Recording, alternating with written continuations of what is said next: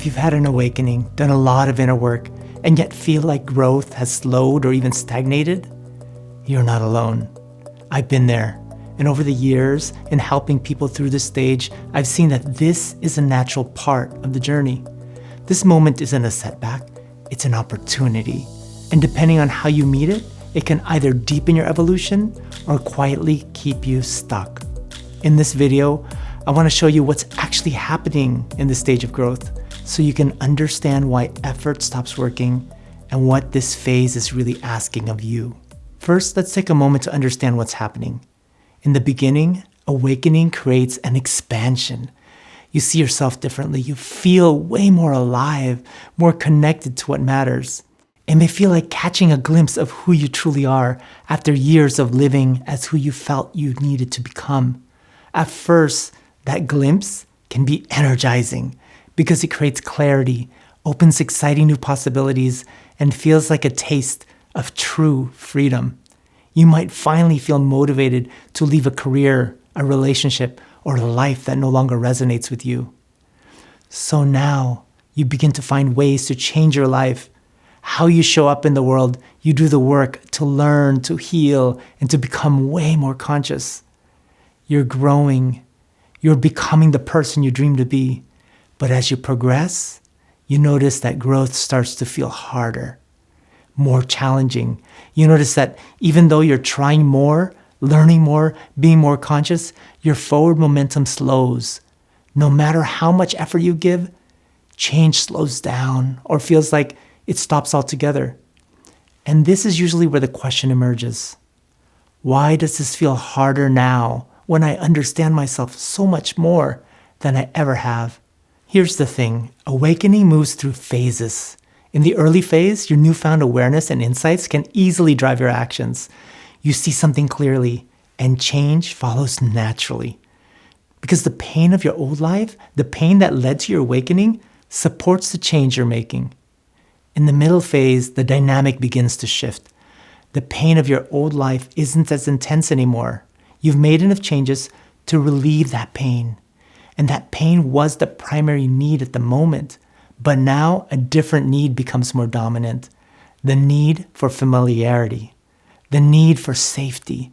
All the changes in your life start to feel unsafe to your conditioned self, especially if you've had past experiences or traumas where you didn't feel safe.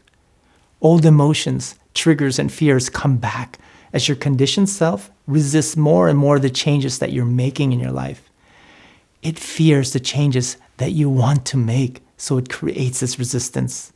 This duality within you becomes more extreme in this phase, creating inner conflict, resistance, stagnation, or even self-sabotage.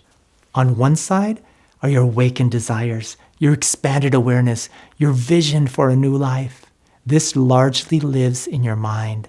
On the other side are your emotional triggers, your habits, your conditioning, your need for safety. This largely lives in your body. To cross this threshold and move into the next phase, you must learn how to bring yourself into alignment. This requires leadership, skills to align your body and nervous system with the changes you're wanting to make in life, so you can comfortably live with these changes, not just understand them. When the changes we're trying to make in our life isn't met with consciousness, we instinctively fall back on default responses.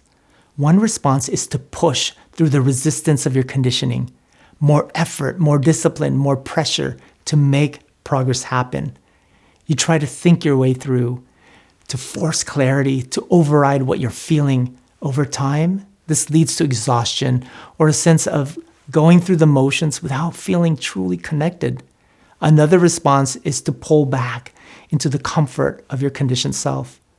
You disengage, you tell yourself you're not ready yet, you lower your expectations. Sometimes it looks like waiting, sometimes it looks like settling, and other times it quietly turns into giving up. Whether it's pushing or pulling back, neither resolves the inner conflict. Pushing amplifies tension between different parts of you. Pulling back leaves an inner sense of disconnection, unfulfillment, or self-doubt. And this is where stagnation can take hold. Conflict doesn't resolve by overpowering one side. It resolves by understanding the underlying needs of both sides and finding alignment. Think about it this way. When two people are in conflict, we don't resolve it by forcing one side to lose. That usually makes things worse. What works is understanding what each side is protecting or needing and finding a way forward that honors both. Inner conflict works the same way. Every part of you wants to be honored because every part believes it's protecting something important. This phase is inviting a different relationship with yourself, one that builds awareness of inner conflict instead of trying to override it, one that develops the capacity to be present with what's happening in your body, not just what you understand in your mind. This is where alignment becomes the work, where truth is embodied, not just understood, where emotional mastery matters, where understanding your inner architecture becomes important, where conscious leadership begins, not as force, not as control, but as the ability to hold all of yourself and move in one direction. When that alignment begins to form, progress stops feeling heavy because your energy is no longer split. It's moving together. And that's what moving beyond stagnation really looks like. Not forcing momentum, but creating enough internal alignment that movement becomes natural, almost effortless. As you listen to this, you might notice where inner conflict shows up in your body.